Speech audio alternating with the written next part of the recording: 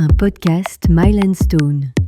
Dans cet épisode, on va se pencher sur une problématique qui parle à tout le monde, la procrastination. Quel mécanisme nous amène à repousser l'entraînement? Quel schéma mentaux empêche les femmes de s'inscrire à des compétitions et quelles clés pour les dépasser? On va en parler avec la voix de référence de la santé mentale, Christelle Albaré, que j'ai le plaisir d'accueillir dans ce nouvel épisode de Queen of the Mountain. Bienvenue dans Queen of the Mountain, je suis Laurie Delostal et ensemble on va écouter des voix de femmes qui vivent le trail pleinement. Des expertes, des passionnées, des athlètes bien sûr qui vont partager avec bienveillance, sans filtre et aussi leur expertise. On va parler ici progression, entraînement, corps, mental, cycle, mais aussi force et liberté. Et puis surtout on va parler de confiance, celle que l'on construit à chaque foulée.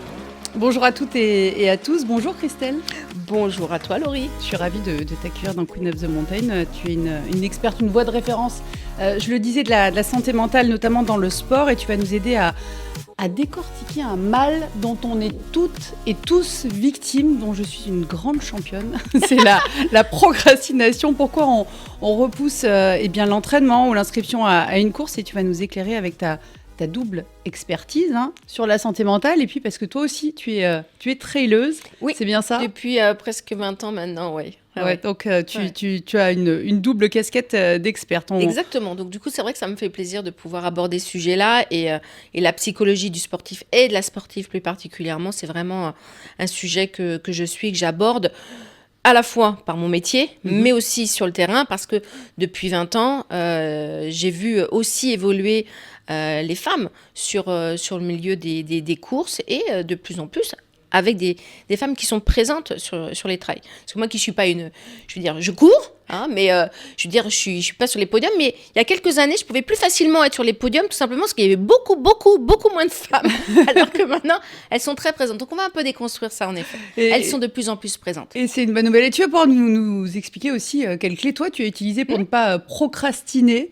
ce mot qui est pas très joli, procrastiner, mais d'ailleurs, on va arrêter de procrastiner, on va commencer à décoder les mécanismes de ce mal. Point de départ peut-être de notre discussion, procrastiner, c'est pas juste une histoire de fainéantise, Christelle, c'est pas aussi simple que ça. Ah, mais pas du tout, c'est surtout, alors ça c'est une grosse croyance, on dit que quelqu'un qui procrastine, c'est quelqu'un qui est feignant, c'est un mécanisme de défense du cerveau. Le cerveau utilise ça, lui, il se dit, en faisant ça, je te protège. Alors nous on se dit, c'est bien gentil de nous dire ça, peut y avoir plein de conséquences derrière, mais c'est vraiment un mécanisme qu'utilise le cerveau. Le fait de reporter en du jour, procrastiner, c'est reporter au lendemain ce qu'on pourrait faire le jour même. Le fait de reporter, la première chose qu'il faut comprendre, c'est qu'il y a un mécanisme de protection, mais pour plein de raisons différentes. Il n'y a pas qu'une forme, quand je dis de procrastination, on ne procrastine pas tous pour la même chose. Ça peut être identitaire, ça peut être parce que j'ai trop de charges d'un côté, ça peut être parce que j'ai peur de réussir, ça peut être parce que j'ai qui je serais si je suis cette personne-là. Et on va le décortiquer ensemble, mais tu vas voir qu'en fait, derrière, pour chacun d'entre nous, la procrastination, elle veut dire quelque chose. Et bien entendu, il y a des façons, en fait, aujourd'hui, de pouvoir jouer avec cette procrastination et en fait la déjouer tout simplement pour quelque chose de plus confortable pour soi. Je voudrais qu'on déconstruise un autre petit détail aussi dans cet univers de performance dans lequel on est, de réseaux sociaux. La procrastination, ça arrive à tout le monde, on est bien d'accord? Bah oui, parce que la première chose, c'est que qui dit réseau social dit être vu. Donc là, la procrastination, ça va être si je ne suis pas vue, si je ne suis pas visible, je suis protégée. Et pour certaines personnes, à partir du moment où je me mets sur les réseaux sociaux, par défaut, je me dis, maintenant, il faut que je sois performant. Il faut que je sois à l'attendu que je crois que les autres vont avoir, soit pour moi, soit pour ma communauté, ou alors pour un standard de normalité qui n'existe pas. On va explorer alors les raisons qui nous amènent à procrastiner, j'aimerais qu'on se demande pourquoi l'activité qui nous fait du bien est parfois celle qu'on repousse le plus, parce que c'est ça qui est en jeu finalement. C'est quoi? C'est qu'il y a un coût émotionnel à la mise en mouvement. Est-ce que peut-être une des raisons premières, c'est la peur de ne pas être à la hauteur? Alors j'aime beaucoup cette phrase quand tu dis le coût émotionnel, parce qu'il est assez juste en réalité. Et quand tu dis par exemple être à la hauteur, alors ça pas forcément pour chacun. Ce qu'il faut comprendre, c'est que déjà on pense que pour pouvoir se mettre en action, il faut avoir un désir, une motivation. Mais, et on apprend ça dans la psychologie du succès, ce n'est pas la motivation qui va créer le mouvement, c'est l'action qui crée le mouvement, qui crée le sentiment de motivation. Notre cerveau, pour avancer, il a besoin d'avoir le sentiment de progresser. Et pour progresser, il faut bien qu'on commence par une chose qui est l'action. On est d'accord ? Donc, si on se dit « j'ai pas envie », on est tous pareils, il y a des moments, même si on aime un sport, même si on aime, et c'est pas que dans le sport, peut-être que des fois t'adores aller au ciné, t'adores aller au théâtre, mais le jour J, tu sais, je sais pas si t'as déjà vécu ça, on adore se donner un objectif, mais par contre, ce qui nous stimule, on se dit qu'on s'est donné l'objectif, mais comme il est loin de soi, même si c'est à partir de demain, tiens, on parle du trail, à partir de demain, je fais mon plan de programme, je vais faire du gainage, il y aura tout ça, ouais, je vais le faire. Je suis hyper motivée. J'ai même un plaisir à l'idée de le faire. Par contre, le lendemain, il faut faire sa séance de gainage, mais on n'a pas envie. On est d'accord ? Donc, tu vois Bien ce sûr. décalage entre la stimulation de l'intention, la visualisation à l'idée que le gainage va nous donner quelque chose de super positif. Ça, c'est génial, c'est la visualisation. Par contre, au moment de le faire, il ne faut pas chercher l'envie. Il faut chercher la routine à ce moment-là, c'est-à-dire l'action. Je ne cherche pas à avoir envie, j'ai l'action parce que la récompense, elle vient à la fin. Toujours à la fin. Et c'est ce qui fait qu'on y retourne. Donc dans les raisons, il faut déjà bien comprendre comment marche son cerveau. Oui, je pense que c'est une chose essentielle. Et pour revenir sur ce coup émotionnel de la procrastination, ça va dépendre de l'émotion de chacun. Et donc, qu'est-ce que ça dit de nous ? Moi, la façon dont, par exemple, je vais me dire, ok, je vais peut-être pas aller, je vais pas m'inscrire à cette course ou je vais pas me mettre en mouvement. Qu'est-ce que ça dit de moi ? Quand tu parles de la notion de performance, on parle de Strava. Strava est devenu pour certains un stimulant, pour d'autres un poids. Une pression, c'est sûr. Et ça va dépendre aussi, pas seulement du sport, mais du rapport à nous-mêmes. Tu me dis, ok, Strava, mais moi, personnellement, je m'en fous. Je poste les choses. Je pense pas à ce qui va se passer derrière. Mais tu as des personnes qui disent, ok, alors là, je suis à 11,73, je vais faire des tours en plus pour arriver aux 12. C'est des choses sur lesquelles il faut qu'on se pose une question, où est ma liberté là-dedans ? C'est ça qui prime. Donc, il faut toujours se remettre sur cette priorité-là. Puisqu'on parle de liberté, il y a une des raisons pour les femmes de procrastiner, peut-être, c'est justement le manque de temps avec les responsabilités quotidiennes, la vie pro, la vie familiale. Eh bien, ça rentre, tu sais, tout à l'heure, je te disais, il y a plusieurs types de procrastination. Là, tu en nommes une, c'est cette procrastination qui est liée à la surcharge mentale, mais à plus que ça, c'est de dire, ok, je pourrais aller m'entraîner, je pourrais prendre un dossard quand j'aurais tout fait bien pour les autres. Donc, ça veut dire que je passe après. Et ce qui fait que quand on est notamment jeune maman, le après n'arrive jamais. Parce qu'il n'y aura pas cette Et puis, c'est jamais parfait, de toute façon. Alors, ça, c'est encore une autre chose. Merci, tu me donnes la main. Ça, c'est une autre forme de procrastination qui est liée au perfectionnisme, le besoin de contrôle. Donc, ça veut dire que je pourrais... par exemple, je ferai une course quand je serai prête. Mais on sera jamais prête. On me dit toujours, mais ok, par exemple, le fait de se dire, ok, mais aujourd'hui, je me sens pas d'aller courir, par exemple, un 10 km. Mais en fait, le point de départ, c'est pas de se dire d'aller faire 10 km. Le premier point de départ, c'est mettre ses chaussures. C'est juste ça. En fait, c'est les premières étapes. Donc, tu te rends compte déjà, là, on avance petit à petit, qu'on se rend compte qu'il y a pour chacun et chacune différentes raisons, différentes formes de procrastination, donc de choses qui vont nous freiner. Et au fur et à mesure, chacune va pouvoir trouver, mais moi, je me retrouve plutôt là-dedans, moi, plutôt là-dedans, moi, plutôt là-dedans. Donc là, on a nommé le fait de se dire, j'ai la procrastination par charge mentale. Oui. Donc, en fait, moi, après. Il y a la procrastination par perfectionnisme, besoin de contrôler. Ok. Il existe d'autres formes encore de procrastination, comme par exemple, et ça on le retrouve chez les femmes, c'est l'identité. Qui je serais si je dis je vais prendre un dossard? Comment on va me regarder? Qu'est-ce qu'on va se dire de moi? Pour qui elle se prend? Ou alors, attends, à partir de ça, elle va être visible, donc elle est jugeable. Je suis exposée. Quel danger pour moi? Alors ça me parle vraiment. Ça m'intéresse vraiment. C'est presque peur de réussir quelque chose aussi. Eh bien, oui, il y a dans la procrastination la peur de réussir qui est l'autorisation, la permission de réussir. Ça renvoie à notre identité, la façon dont on a été construit enfant. C'est-à-dire que si on t'a mis dans un peu cette case de reste à ta place ou t'es pas légitime de... Il faut casser des plafonds de verre vis-à-vis de soi-même en disant oui, je suis légitime de réussir et je prends la place de personne. Je ne vais pas voler une place.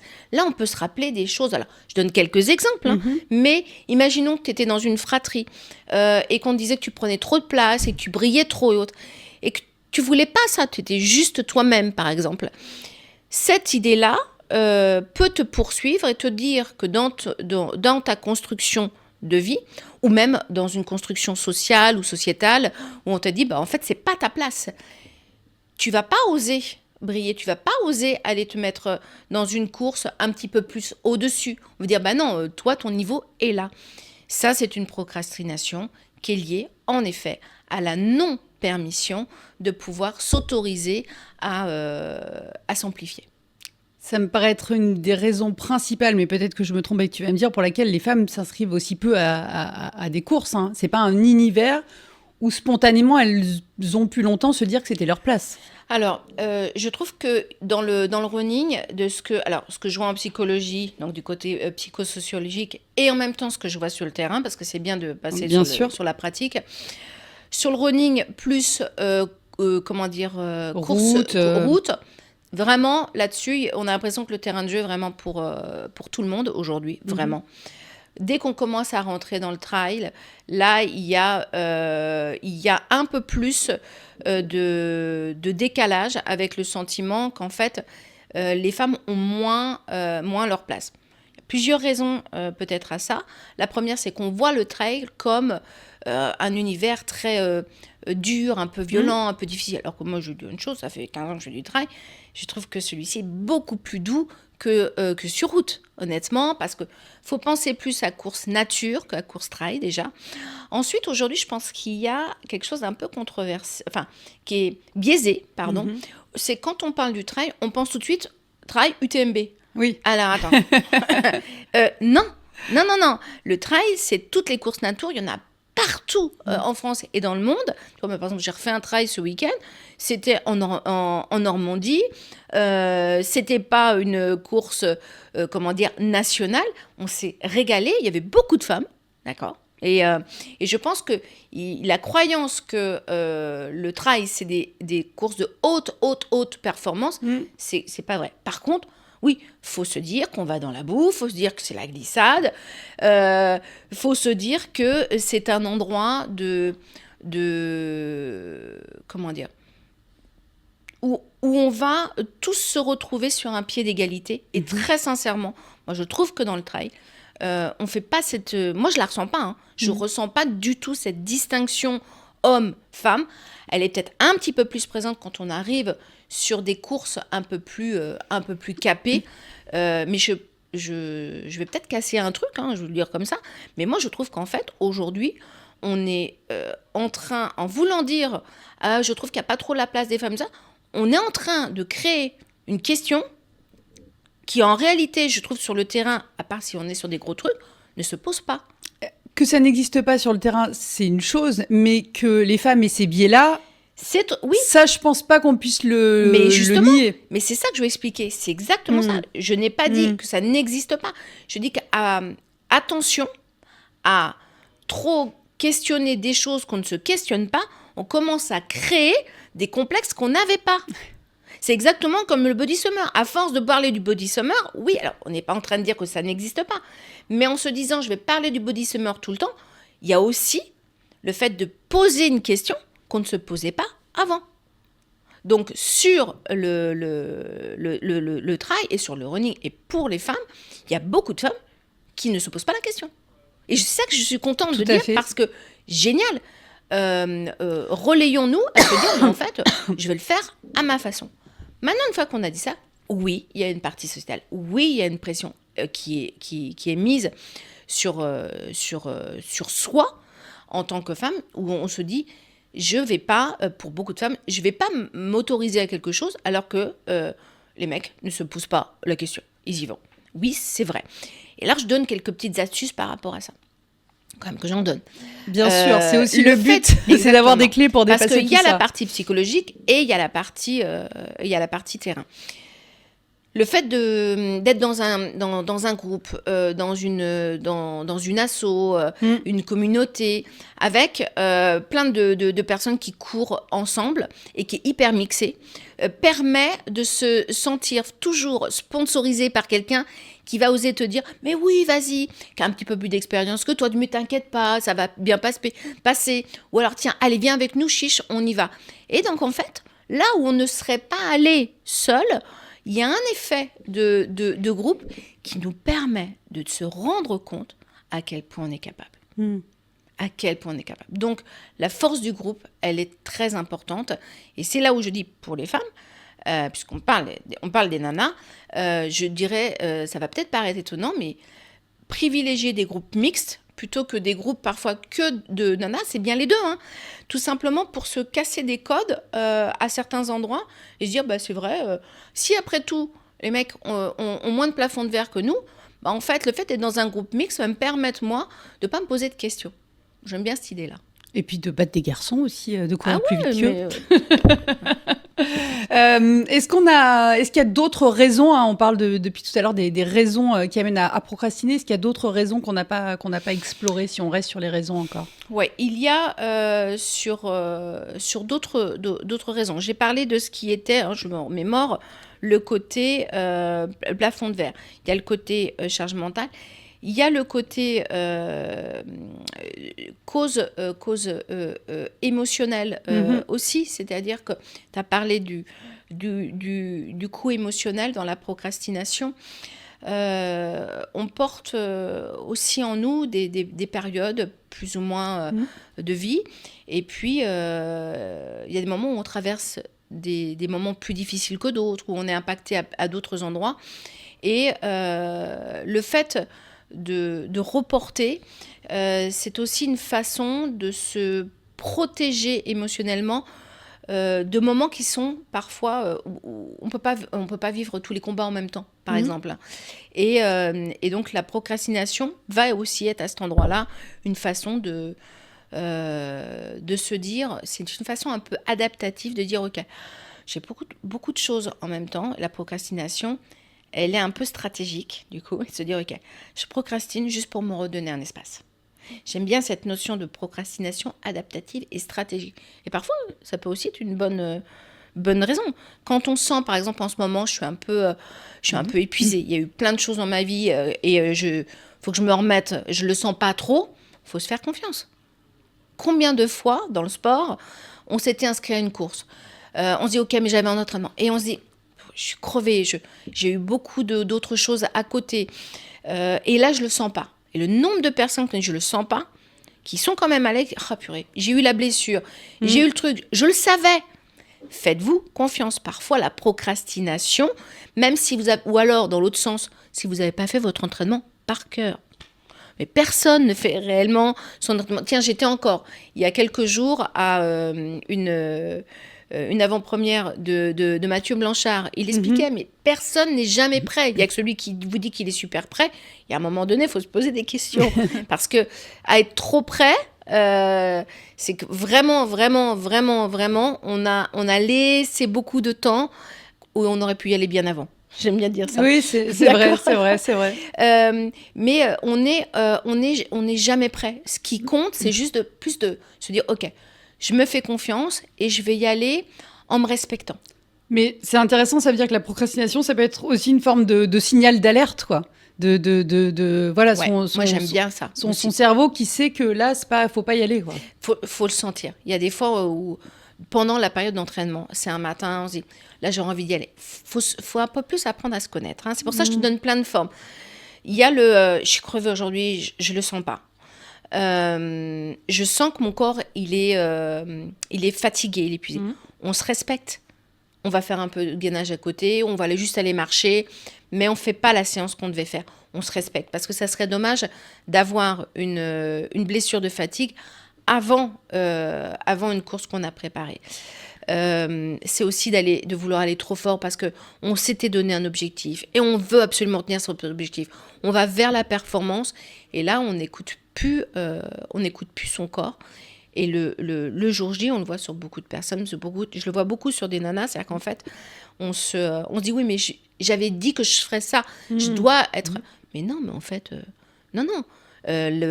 Déjà, l'abandon fait partie d'une course, d'accord ? Bien sûr. Okay, ça fait partie d'une course. Comme on disait avant en off, le fait de marcher fait partie d'une course. Ce qui est génial, c'est quand vous faites ça, les filles, vous respectez. Ça veut dire, j'ai appris à bien me connaître dans le sport. Une chose que je peux dire après 20 ans de pratique de running et aussi d'accompagner régulièrement des personnes, des équipes, on sait à l'avance, on voit le truc quand on sait que quelqu'un arrive, par exemple, dans l'équipe et va finir par se blesser. On les identifie, les personnes. On dit, cette personne, on sait que dans un an, elle aura X blessures. Pourquoi ? Parce qu'en fait, on se bat contre soi-même. Et là, c'est mort. Parce que ça veut dire que le sport ne devient plus un moyen pour se réaliser. Ça devient un moyen pour essayer de construire une identité et ça devient un combat. On n'a rien à prouver à partir du sport si on joue contre soi. Et là, il y a encore cette notion de liberté. Exactement. Voilà, on n'a plus de liberté à ce moment-là. Exactement. La performance, ok, vraiment. Mais c'est des paliers. Et puis surtout, on doit sentir en fait ce pourquoi on le fait. Si le sport devient une façon de... comment dire comment je vais dire ça ? Je le vois sur certaines nanas, et des fois ça me fait mal. C'est je veux prouver quelque chose. Ok, oui, prouve-toi que tu peux passer des paliers, prouve-toi que tu peux aller à plein d'endroits. Donne-toi toutes les permissions. Ça oui, donne-toi les permissions. Mais par contre, de le faire en te faisant mal, tu prouves quoi ? Tu prouves que tu n'as pas de valeur d'écouter ton corps, que tu n'es rien d'autre qu'une performance. Tu vaux bien plus que ça. C'est parfois difficile dans un sport où forcément il arrive qu'on ait mal de faire la part des choses. Mais c'est toujours ce mouvement subtil. Moi, je dis toujours, inspirons-nous des sportifs de haut niveau. Il y a une chose, moi qui ai beaucoup accompagné d'élite, je te dis... Il faut qu'ils durent. Hein. C'est le sport, c'est leur job et c'est leur métier. Comme je dis, par exemple, la récupération, elle fait partie de l'entraînement. Mais alors, pour les amateurs, nous, on part du principe que nous, l'entraînement, la récupération, non, nous, on n'en a pas besoin. Ah, donc, en fait, un sportif de haut niveau en a besoin, nous, on ne va pas le mettre. Ben si, mais le nombre de fois, quels que soient les sports, où un sportif de haut niveau dira, non, il n'a pas pris la course, il était blessé, il a eu un abandon... Dans tous les sports, on le voit. Et on se dit, c'est dommage, il n'y sera pas. Ils abandonnent avant la course. Pourquoi ? Parce qu'ils ont scanné, ils ont checké, ils savent qu'ils ne sont pas prêts. Ils ne vont pas se blesser. Nous, il y a des moments où on sent qu'on n'est pas prêt, on se refuse l'abandon. On se refuse d'arrêter en cours de route. Mais c'est là où on doit toujours se dire, ok, il y a des moments où on doit être dans le dépassement de soi. Oui. Ça veut dire que je t'écoute pas mon mental quand il me dit je suis crevée alors que mes jambes elles peuvent continuer.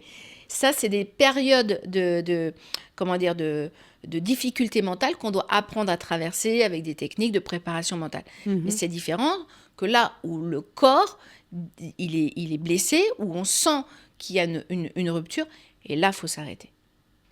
Tu vois la nuance ? Ouais, bien sûr. Voilà. Ouais, bien sûr, mais c'est important. Et on en revient à cette histoire de pas juste se dire j'ai pas envie d'y aller juste parce que je suis feignante. Non, il y a des moments, faut bien faut bien tout déconstruire. Je voudrais qu'on reparle de culpabilité. Oui. Voilà, vis-à-vis de la famille, vis-à-vis de la vie professionnelle qui se transforme en procrastination. Comment on fait pour dépasser ça, pour lutter contre ça? Il y a une chose que j'aime bien dire, c'est que pour moi, la culpabilité, c'est un appel à l'action. La culpabilité, c'est quoi à l'origine? Revenons sur ce que c'est. La culpabilité, en gros, on se dit c'est la morale. C'est le bien ou le mal? Oui ou non, d'accord? Une fois qu'on a compris ça, ça veut dire que normalement, on nous a donné les codes, on nous a bien construits pour vivre bien avec nous-mêmes, vivre bien dans cette société. D'accord? Ça pose des limites. Mais derrière, une fois qu'on pose vraiment la notion de la culpabilité, à quel moment je me sens coupable? Par exemple, je me dis, là, je devrais aller courir parce que c'est mon entraînement. J'ai dit à tout le monde que j'irais courir. Et là, au moment d'y aller, je vois, par exemple, je sais pas, ma famille est là. Je dis, tu vas encore courir? Je pensais faire ça. Et là, je me dis, mince, je me sens coupable. Coupable de quoi? Par exemple, j'ai peur que mes enfants se disent que je m'occupe moins d'eux et que je suis centrée sur moi. Que mon mec me fasse la tronche quand je vais rentrer. Voilà, par exemple, deux choses. Ou que, je dis n'importe quoi, on est d'accord, je projette. Ma belle-mère va me dire la prochaine fois, dis donc, c'est sympa, vous avez de la chance, vous pouvez vivre votre vie. Tout ça est possible. Hein. Tout ça est possible, d'accord? Voilà, je projette totalement, d'accord? Eh bien, cet appel à l'action, 3 situations, qu'est-ce qu'il dit? Quand je me dis je me sens coupable vis-à-vis de mes enfants, l'appel à l'action, c'est quoi? Je me sens coupable parce que j'ai peur qu'ils pensent, ils sentent que qu'ils sont moins importants pour moi? Ok, l'appel à l'action dit quoi? Je vais aller courir. Mais par contre, je vais dire à mes enfants, l'appel à l'action, c'est ok, les enfants, je vais faire mon entraînement parce que voilà, maman, elle a envie, elle s'est projetée sur cette course et j'ai envie que ce soit un bon moment, que le jour J, je puisse atteindre mon objectif, mais aussi l'entraînement, c'est ce qui va me permettre de le faire sans souffrir. Donc j'explique, je le partage avec eux. Et donc, je fais de la course un moment aussi de construction, de partage avec eux. Et aussi, en allant faire ma course, quel type de témoin je suis pour mes enfants? Je ne suis pas quelqu'un qui se sacrifie. Si je ne me sacrifie pas, toi, je te donne les clés. Plus tard, quand tu vas grandir dans l'autonomie, de te dire, ne te sacrifie pas. D'accord? Il y a un temps pour l'autre, il y a un temps pour soi, c'est OK. Première chose pour les enfants. Et à travers ça, on leur apprend finalement quelque chose au lieu de... C'est très important. C'est pour ça que je dis, c'est une forme d'éducation. Mais il faut le faire de façon ancrée, alignée et non pas en fuite. Qui se dire, c'est normal que maman aille s'entraîner. Ça, c'est pas OK. Parce que ça veut dire, je te refile un bébé. Non, c'est dire, les enfants, j'y vais, je suis trop contente d'aller à ma course et je vous partage le truc, ce qui fait que je ne suis pas en train d'envoyer un pic ou de fuir. Je dis, c'est OK, c'est aligné. Vis-à-vis de, par exemple, vis-à-vis de mon mec. Eh bien, si, par exemple, quand je reviens et qu'il me dit, super, toi, tu t'es bien amusé, imaginons ça. Ça ne m'appartient pas, son pic. Parce qu'en fait, il a le choix aussi. Lui, il a ses moments à lui. J'ai mes moments à moi. Et si on joue sur des jeux de culpabilisation qui sont faits, il faut arriver à les déconstruire. Du coup, là, ça ne devient plus une culpabilité, ça devient en face un acte de culpabilisation. Qu'est-ce qu'il veut dire de notre couple et de notre relation? Tu vois la nuance? Oui, bien sûr. J'essaie de faire plein de cas différents. Non, mais c'est hyper intéressant parce que c'est... Voilà, on n'est pas forcément confronté à tout, mais on a pu avoir ce sentiment-là à des moments. C'est pour ça que j'élargis. Hein. Et si j'ai belle-maman qui dit « dis donc, c'est sympa, vous, les nouvelles générations, chacun vit sa vie. » C'est-à-dire qu'en fait, je déconstruis. Merci belle-maman, vous avez fait une partie du chemin, vous, pour faire l'évolution des femmes. Et on continue parce qu'il y a encore du chemin. Donc, je ne fais pas le jeu. Vous voyez ce que je veux dire? Quand tu vois ce que je suis en train de faire, c'est un ancrage. C'est-à-dire, OK, si je ressens un moment de culpabilité, quel est l'appel à l'action? Est-ce que j'agis pour mes enfants? J'agis pour la cause des femmes? je déconstruis un truc avec mon mec. Et puis, il y a aussi une chose qui est une culpabilité vis-à-vis de soi, c'est de se dire, par exemple, si je culpabilise, qu'est-ce que ça dit de moi par rapport à la façon dont on m'a éduqué, dont on m'a construit? Pourquoi je culpabilise? Est-ce que quelqu'un d'autre, si c'était mon meilleur ami qui me disait, ou ma meilleure amie, je vais courir, qu'est-ce que j'aurais envie de dire? Ah, éclate-toi bien, hein. Bah, dis-toi ce que tu dirais à ton meilleur ami et va courir. Je trouve que ça marche toujours, ça, se dire ce qu'on dirait à son meilleur ami Ouais. ou sa meilleure amie. Ouais. Je trouve que c'est toujours un Ouais. bon conseil. Oui. Et Euh, retenez une chose, la culpabilité, on doit la transformer en appel à l'action. Jamais quelque chose qu'on laisse agir en soi, parce que sinon ça nous grignote, ça nous ronge. C'est de l'anxiété, c'est de l'angoisse à venir, et ça, c'est pas bon. et ça gâche le plaisir, Ah, mais tout complètement. simplement. Ouais. Euh, On est légitime de pouvoir faire nos choix de vie. On a de la chance d'être dans un pays libre. Donc, voilà, donnons-nous les permissions qui vont nous permettre de nous amplifier, de nous agrandir. Et puis c'est nous qui pouvons effectivement décider de tout ça, en fait. Peu importe ce que les autres autour en Comme pensent. de toute façon, l'être humain, de toute manière, a une nature à juger. Donc, comme il y aura toujours quelqu'un pour juger, eh bien, laissons juger et faisons notre chemin. Quelles autres clés pour dépasser, alors on l'a dit, il y a différentes raisons de procrastiner, mais comment on déconstruit les blocages, par exemple, liés à l'inscription en course? Comment on ose se lancer? Alors, le sujet, par exemple, d'une inscription à une course, faisons l'exercice ensemble. Qu'est-ce qui fait que j'hésite à m'inscrire à cette course? Option 1, je me sens pas prête. On est toujours prêt. Mets tes chaussures, inscris-toi. C'est une expérience, c'est une exploration. Nous avons besoin dans la vie, pour nous agrandir et pour passer des caps, d'expérience. Ce n'est pas le résultat qui compte. Je me suis inscrit à une course, j'ai fait 50% du job. Je dis, je fais un parallèle avec la thérapie de couple. Quand je dis, ou quand on vient en consultation en thérapie. Moi, je dis toujours, une personne qui a pris rendez-vous, qui a pris son premier rendez-vous, il a fait 50% du job. Le reste, ça va être très simple. Le plus dur, c'est surtout de faire l'acte libérateur. Donc, si j'ai envie de m'inscrire à une course, j'ai pas besoin d'autre chose. J'ai l'envie. Donc, je m'inscris. Le reste, après, on gérera. Faites les 50% premiers. Il y aura d'autres freins derrière. Vous allez les traiter au fur et à mesure. On est d'accord? Voilà. Deuxième frein qu'on pourrait avoir à une course, le manque de temps. Le manque de temps pour faire la course, le manque de temps pour se s'entraîner. préparer. Là, j'ai une tendance à dire, si vous avez ce frein-là, trouvez quelqu'un pour s'inscrire avec vous. Travailler et faire équipe. Moi, tu vois, par exemple, là, j'ai une course que je trouve costaud pour moi, qui est à la Restonica en Corse. C'est pas tellement qu'elle fait, parce qu'elle fait 33 km. Le plus que je fais, généralement, c'est 50. Donc, je pourrais me dire, c'est bien. Mais il y a un très gros dénivelé. 2700 de dénivelé, c'est énorme pour moi. Et je sais qu'il y a les barrières horaires. Je sais que ça va vraiment être un enjeu très difficile. Si j'avais été toute seule, je ne me serais pas inscrite à cette course. Mais j'ai une copine qui m'a dit, allez, chiche, on s'inscrit. Donc, je me suis inscrite à cette course. J'ai pris le dossard, tu vois, pour pas dire hier. Pris le dossard. Tu as fait 50% du travail. J'ai fait 50% du job. J'ai fait 50% du job. Une part. Deux, je sais que j'ai quelqu'un qui le fait. Donc, on va en discuter, on va se projeter, on va se visualiser. Là, je reprends les techniques de préparation mentale. La visualisation, on visualise l'arrivée, on visualise le moment de partage, on visualise le moment où on va se prendre les bras, le moment où on va s'asseoir, partir, on va dire je l'ai fait. Ou alors, peu importe comment ça va se passer, mais visualisons les bons moments. Ok, ça, c'est ce qui va permettre aussi d'être le frein à ne pas prendre le dossard. Et puis, regardez toutes les personnes qui ont pris un dossard et qui a fait une course et dire « Ah, ben, j'aurais jamais imaginé qu'elle l'aurait fait. » Eh bien, super. Cherchez pas à regarder que les élites. Chacun regarde un modèle qui lui permet de passer un palier. Un palier. Comme je dis, les élites, ils nous permettent de rêver.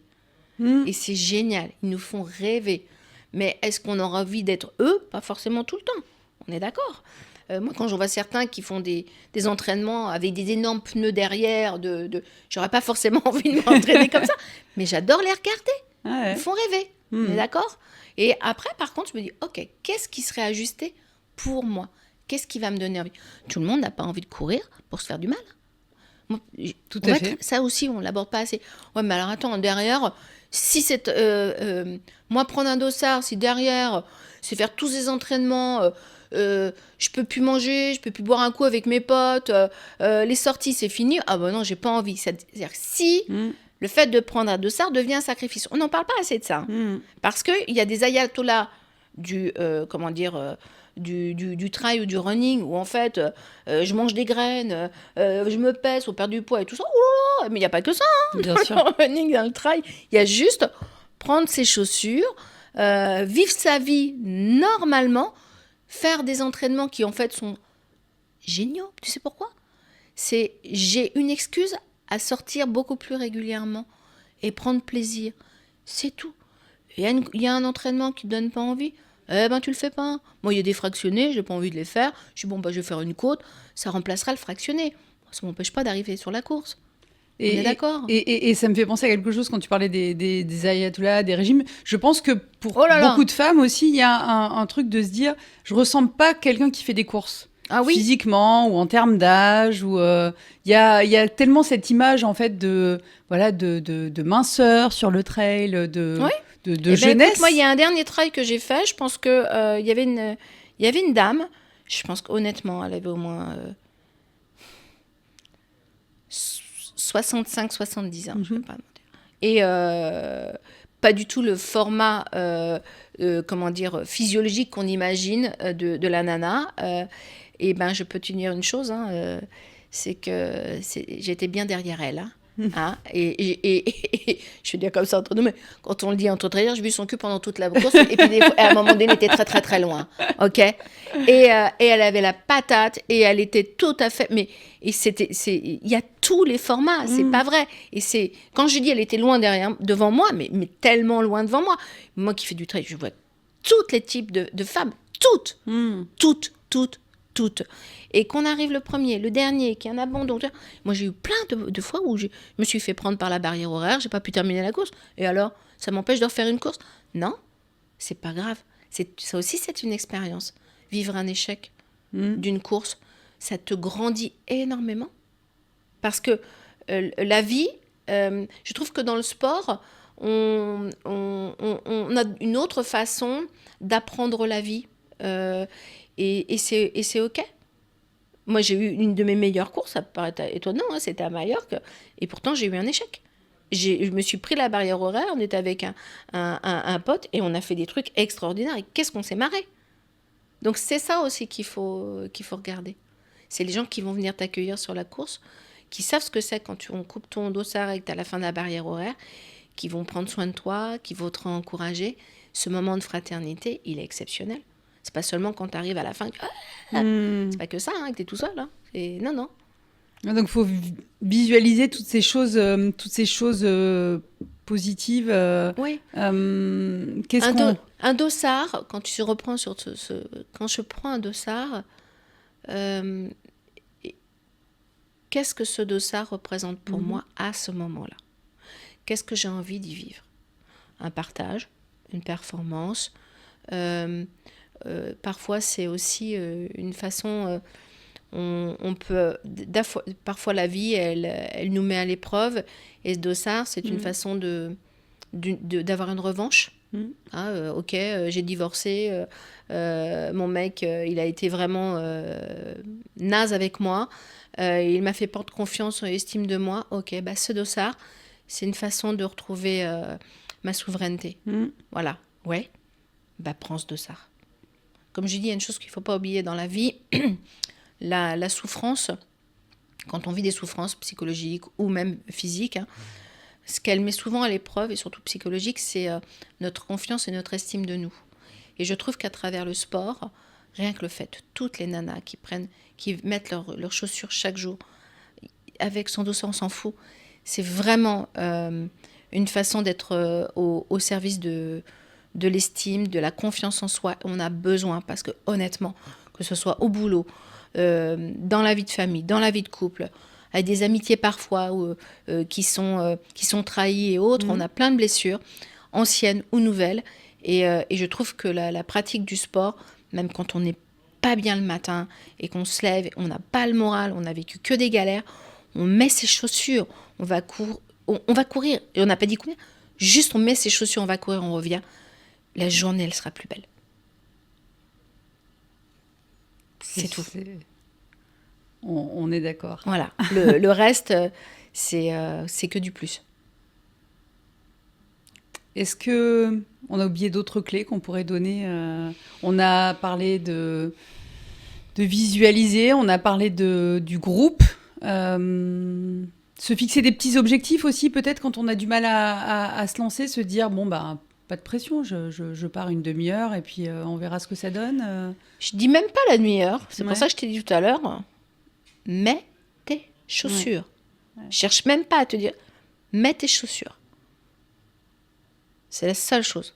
Une fois que tu as mis tes chaussures, tu vas sortir. Ou tu vas aller sur ton tapis. Et le reste va se faire tout seul. Après, ce qu'on va... la procrastination, elle dit, ok, on l'a expliqué, elle dit quelque chose de nous. Il y a un système derrière qui permet d'éviter de se poser des questions sur est-ce que j'ai envie. Je le redis, c'est qu'en fait, il y a des moments où on ne doit pas se poser la question de l'envie parce que ça va nous tromper. Je le dis très souvent, mais je n'ai pas meilleur exemple, donc je redis ça. Le matin, il y a des choses dans la vie qu'on fait sans se poser la question est-ce que j'ai envie. Par exemple, tu te lèves le matin, tu te laves les dents, tu n'es pas devant ta brosse à dents en disant est-ce que j'ai envie, est-ce que j'ai pas envie. On est d'accord ou pas? Oui. Tu prends la brosse à dents, tu mets le dentifrice et tu te brosses les dents. C'est un automatisme. C'est pas un endroit où tu as questionné l'idée qu'il y ait une envie ou pas une envie. Eh bien, si on a envie que le sport, le running, le trail fasse partie prenante de nous parce qu'il nous apporte du bien, parce qu'il fait partie de notre équilibre de vie, parce que il est là, eh bien, en fait, arrêtons de questionner l'envie. Questionnons juste il fait partie de moi, donc c'est comme la brosse à dents. En fait, je mets mes chaussures. En fait, vous posez les chaussures, comme tu as ta brosse à dents, tu poses tes chaussures et tu t'installes dedans et après, tu déroules. C'est tout. Mais questionne pas l'envie. Elle va jouer avec ton cerveau, avec ta culpabilité, avec tes machins. Hop, hop, hop, hop, hop, hop, hop. Ouais. Chaussures et après, on discutera sur le parcours. On aura le temps de réfléchir en courant pour le coup. C'est exactement ça. Voilà. Je mets mes chaussures, je questionnerai l'envie après. C'est un bon dernier Ouais. conseil sur la procrastination. Merci beaucoup. Merci à toi. Merci Christelle, c'était super intéressant et merci à vous de nous avoir écoutés. Puis on se retrouve, vous le savez maintenant, dans 2 semaines pour un nouvel épisode de Queen of the Mountain. Un podcast Mile & Stone.